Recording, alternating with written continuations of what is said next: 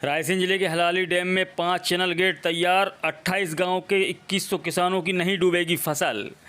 सम्राट अशोक सागर परियोजना हलाली बांध पर गेटेड स्लिप के कार्य पूरा हो गया है। बांध में चैनल गेट लगाने से अब आसपास के हजारों किसानों की फसलें बर्बाद नहीं होंगी। दरअसल बांध में बारिश के दौरान अधिक जल भराव होने से आसपास के किसानों की ज़मीन डूब जाती थी, जिससे उनकी फसलें बर्बाद हो जाती थीं। बांध में चैनल गेट लगाने से अब अधिक जल भराव होने पर ज़्यादा मात्रा में पानी छोड़ा जा सकेगा। इससे किसानों की ज़मीन को डूबने से बचाया जा सकेगा।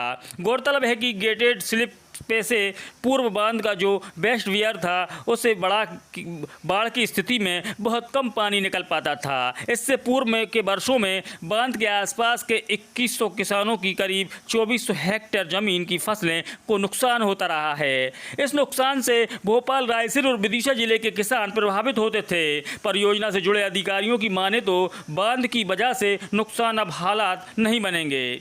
हलाली बांध में 3 जिलों के 2800 गांव के 2100 किसानों की 2400 हेक्टेयर के आसपास की फसल बाढ़ के दौरान डूब जाती थी। इस नुकसान के एवज में किसानों को मुआवजा भी देना पड़ता था। इस समस्या को हल करने के लिए शासन ने सिंचाई विभाग के माध्यम से डैम पर 24.95 करोड़ रुपए की लागत से 5 चैनल गेट लगाए हैं। 9 मीटर ऊंचे और 5 मीटर चौड़ाई के गेट बांध के ओवरफ्लो वाले स्थान पर लगाए गए हैं।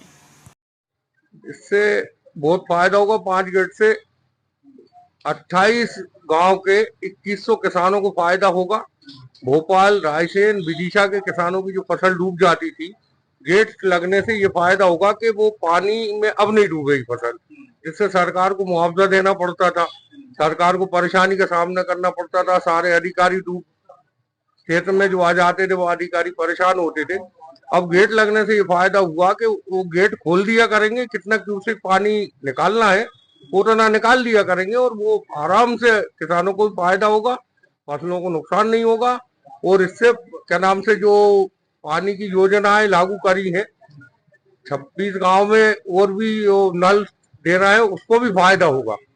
वो नहरें भी अच्छी सुचारू रूप से चलेंगी। ठीक है, क्या नाम? इकबाल है जी। किसानों को बहुत फायदा होगा। पहले क्या जो पानी बह के निकल जाता था, अब गेट लगने से वहाँ पे स्टॉक रहेगा। और जो नहर अभी 1 महीने के लिए उन्होंने चलाई थी किसानों के लिए कि 1 महीने में 2 पानी 3 पानी कर लो, मगर किसान बेचारा 3 महीने में 3 पानी कैसे कर सकता है? कम से कम 20 दिन 25 दिन तो लगेंगे 1 पानी में। तब उससे ये रहेगा कि कम से कम किसान जब डैम भरा रहेगा और पानी बाहर नहीं जाएगा बह के, तो जो स्टॉक रहेगा डैम में, उससे किसानों को बहुत लाभ होगा।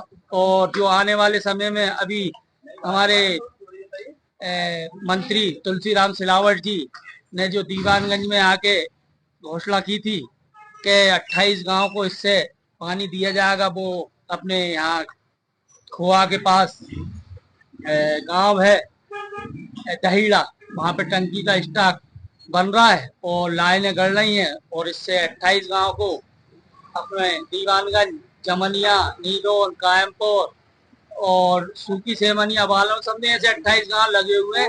इससे हाँ, नहीं अब नहीं आएंगे डूब से, क्योंकि उन्होंने गेट लगा दिया। अगर ऐसा उन्हें एहसास होगा कि डूब में है तो गेट खोल देंगे, उसी हिसाब से पानी बाहर निकल जाएगा।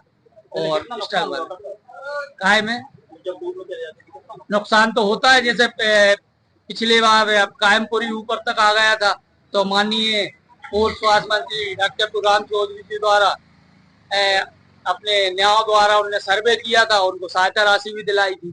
इस कारण से उस समय सिलावट जी भी आए हुए थे, जल संसाधन मंत्री, और वर्तमान में भी हैं। उन्होंने जब ये हालात देखे तो उन्होंने इसका निर्माण कराया, करोड़ों रुपए सैंक्शन करा, जो आज गेट निर्माण बनकर तैयार हुआ है। अब आने वाले समय में ऐसा कुछ नहीं रहेगा जो गांव में डूब में आ।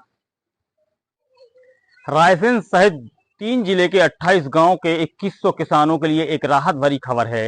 हलाली डैम में जल स्तर बढ़ने पर ओवरफ्लो से पानी निकल पाता था। इससे किसानों द्वारा बोई गई खरीफ की फसल हर साल डूब में आने से खराब हो जाती थी।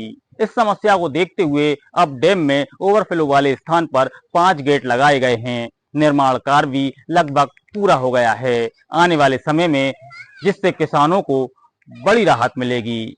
नसीम अली, रायसेन।